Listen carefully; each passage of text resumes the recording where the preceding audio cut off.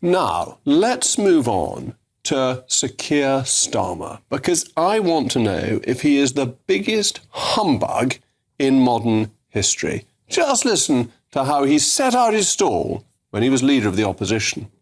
We'll rebuild trust by reforming the centre of government, cleaning up sleaze. We need to clean up politics. I will restore standards in public life with a total crackdown on cronyism. He knew the accused minister had previously committed predatory behaviour, but he promoted him to a position of power anyway. Honour should be for public service, not Tory cronies. Those who spent their time helping cover up Johnson's law-breaking are rewarded by becoming lawmakers for the rest of their lives. They want the country to grind to a halt so they can feed off the division. The game is up. You cannot be a lawmaker and a lawbreaker. Only then can the rot be carved out. Only then can we restore the dignity of that great office. The British public aren't fools. They never believed a word of it. They think the Prime Minister should do the decent thing and resign. Of course he won't, because he is a man without shame. Well, just think of some of the words that came out there. He was going to restore trust. He was going to clean up politics. Standards were going to get better. He knew, and yet the Prime Minister appointed him anyway. He said, did the Prime Minister have no shame? How much of that do you think applies back now to Sir Keir Starmer himself? Just hear what he had to say in response to Kemi Badenoch about what he knew in relation to Lord Mandelson. Can the Prime Minister tell us, did the official security vetting he received mention Mandelson's ongoing relationship with the paedophile Jeffrey Epstein? So clear. Prime Minister. Yes, it did. Now, to use a legal term, he's banged to rights, isn't he? Because in that first clip, you heard him say to and about Boris Johnson that he knew about predatory behaviour, but he appointed him anyway. Do you think for a moment that crossed Sir Keir Starmer's mind when he appointed Peter Mandelson to be the ambassador of the United Kingdom to the United States? Do you think for a moment he paused to consider whether what he had been so high and mighty about, so pious about in his previous incarnation, applied under the circumstances that were then occurring? Or do you think that he takes the view that there's one view for him, one rule for him, and one rule for another? This line that lawmakers mustn't be law breakers, that seems to be a very good line, and nobody's accusing Sir Keir Starmer of breaking the law. But he wanted to rebuild trust. He said it in his manifesto. He said, we must rebuild our country. There is no quick fix to the mess the Conservatives have made. Their failures have sapped our collective confidence that Britain can still achieve great things. Despite all the chaos inflicted on Britain, the country I see is one where working people never let each other down.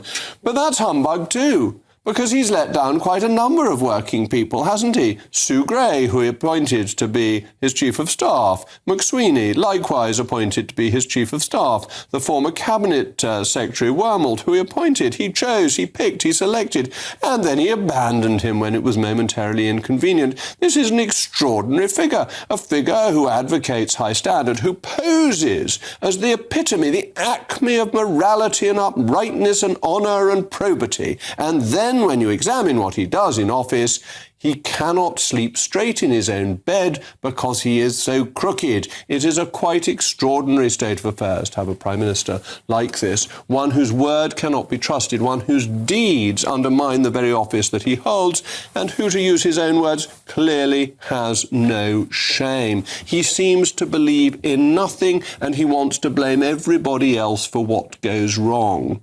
The clips that I showed you bring it home that this man, who pretended he was St. Francis of Assisi, whose body I believe you can go and see in Assisi at the moment for the first time in 800 years, incidentally, pretended he was St. Francis of Assisi, has turned out to be a rogue.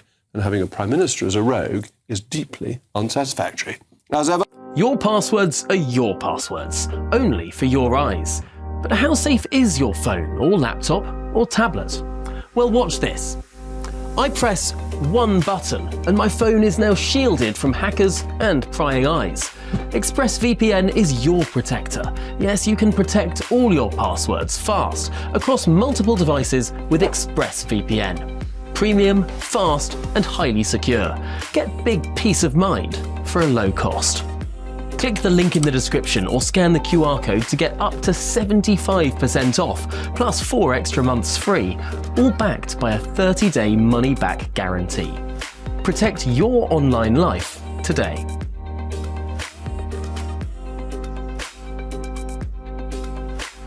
I'm now joined by my panel, the Deputy Chairman of the Conservative Party, Matt Vickers, and the former Labour advisor, Paul Richards.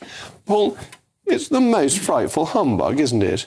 Every small mistake the Tories made, he said this was terrible and wicked and infamous, and then everything he does, that's fine. And we had a minister apologising for misleading the House about his relation with a dodgy lawyer earlier on today. I mean, I'm just starting to get the impression that you don't like him, Jacob. Oh, I think it's probably nice to bump into. I don't know if that's a misinterpretation of what you were saying there. No, I mean, seriously, you put a strong case because you don't like the guy and you're a Conservative and he's Labour and we all understand that. But just to pick apart a little bit of your monologue there, or your monologue, you said yourself he hasn't broken any laws and he was attacking a Prime Minister who had. No, he hadn't. It's not a fixed penalty notice is not breaking the law.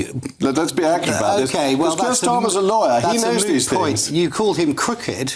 And I'd like to see that defended in court, so that's a dangerous word to use. You also accused him of acting in the same way to Peter Mandelson as he was accusing the Prime Minister at the time acting towards a predatory minister. I don't know who it was, but the words were predatory behaviour. Peter Mandelson is not accused of predatory behaviour. He's accused of being friends with somebody who was a convicted paedophile. Who was a paedophile, and remaining friends with him after he had been convicted and served a prison sentence. But that is not comparable. Mandelson is a wrong. It's far worse. Mandelson is a wrong for leaking documents, and that's under police investigation. But it is not comparable in those two cases. Worse. So it's not a mirror image at all. So I think, and the most important thing you said was, and you said it yourself, what law has he broken? He hasn't actually broken any laws at all. So you may not like the guy, he's broken his own standards. and you may not like his style, you may not like his policies, but to call him crooked, I think is just going a little far. It is dishonest to stand up when you're leader of the opposition and say, has the Prime Minister no shame? I'm going to restore standards.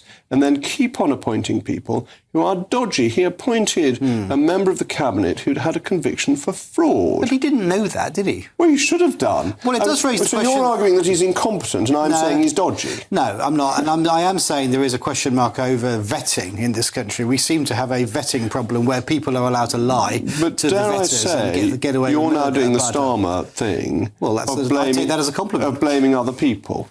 Now, when he was in opposition, he said that he would take responsibility, as he had done as Director of Public Prosecutions, for his people. That's the job of a Prime Minister. But when these people have been found out, like the Luke Hay case with the stolen phone or whatever it was, he sacks them.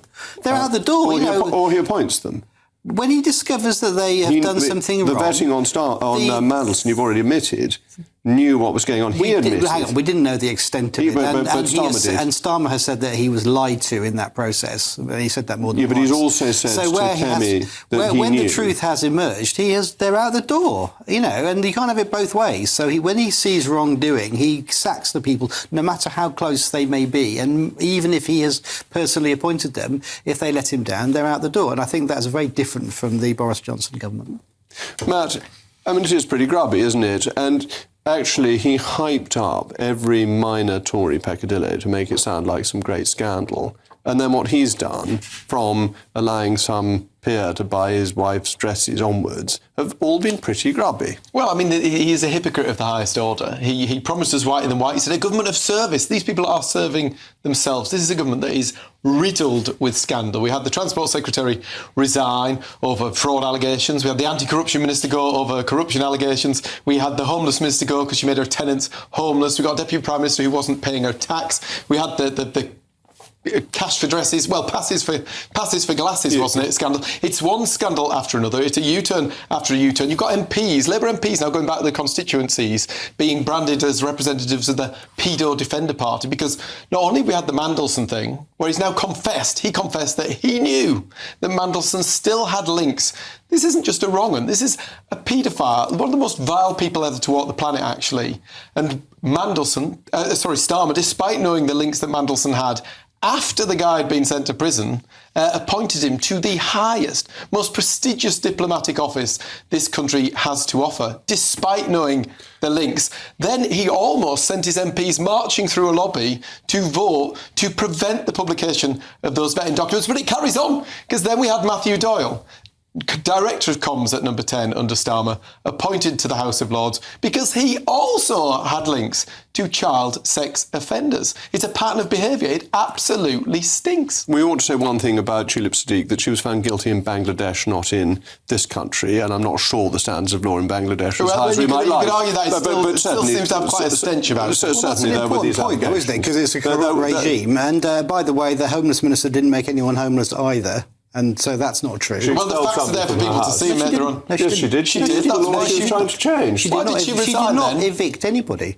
Why did she resign? Because she was being a distraction to the good work of the government. Why if was you she read a her distraction? statement. Well, because of this allegation that was unfounded, that she had evicted somebody that she hadn't. She resigned because she'd done nothing wrong. Well, she resigned because she was causing disquiet to the government. It's an honourable position, actually. But Matt's raised a very interesting point, that the papers are meant to be released. And now the government's trying on Mandelson, and now the government's trying not to release them. Now, this is a constitutional clash. This is the executive trying to overrule the House of Commons. Who's saying that? It's what we've been told, that they say... I think there'll be full disclosure. They were going to go through that lobby that night. They were opposing that. But now they're saying they're going to limit it because the police have concerns. The police have made it clear that it's up to the House of Commons. The papers have to be released in line with law and within national security. The law is that Parliament is supreme, as you know perfectly well. There is no higher law than Parliament. Indeed, I accept that totally. But if there is an ongoing police investigation, we have to listen to the advice of the police, because we respect the police. So you cover it up because it's convenient for the government. The police have made it clear that the Commons is senior to them. But Downing Street is convenient to cover things up. I think there will be full disclosure ultimately. I hope you're right. I think we do need to get to the bottom of it. Because if we don't, that's a real constitutional crisis. Well, it is. And I do also think we need to know what information was being released by whom and when, because I think that does transcend all the party political badinage. But the Prime Minister, you keep saying, fesses up whenever it comes down. Actually, he was putting all sorts of exemptions in there to prevent the publication of this material. Well, all sorts. There's national security, which I think is a reasonable exemption. Anything that could impact on international risk. Those things are already exempt. Anything that has a national security exempt would have already been exempt. If it had a national security issue, it would have already been exempt. It always had been. He made all sorts of statements about humble addresses they'd made and the exemptions that were put in that were later proved not to be the case. But you see, when he finds wrongdoing, how long did Angela Rayner hang on in there when he had full confidence before it came crashing down? And Morgan McSweeney stood there and told us he had full confidence in him. The guy ended up resigning later. The Cabinet Secretary now on the way out. You know full well how it works. You know full well how it works. You have to defend people publicly when you lot are baying for blood. But behind the scenes, if the wrongdoing is clearly identified, then they are out the door. Even his deputy. That's a sign of strength, isn't it? The people who dare to ask questions, the journalists out there who dare to ask questions of the Labour Party, we now see what's happened there. They get investigated. And the investigation passed to the security services. And this is pretty heavy-handed stuff, isn't it? I'm not a spokesperson for that particular individual who was not a minister at the time, but is now. But he was. If he had a suspicion that there was involvement of Russians, I think that's a reasonable case to make. But he said that that's not what he did. He's now in awful trouble because he seems to have given a misleading explanation. But I think if any of us suspected there was Russian involvement, and and we do know that the Russians are bribing British politicians, aren't they? What do you think? Nathan Gill is the only one. He's serving a 10 stretch for taking bribes off the Russians. And do you think he's the only person in the entire United Kingdom? With two highly respected Sunday Times journalists who've been around for years. And that's what it was about. He was suspicious of that. And I personally don't think either of them are anywhere near that. They are highly respected journalists. And as a member of the National Union of Journalists, I will defend them to the hilt.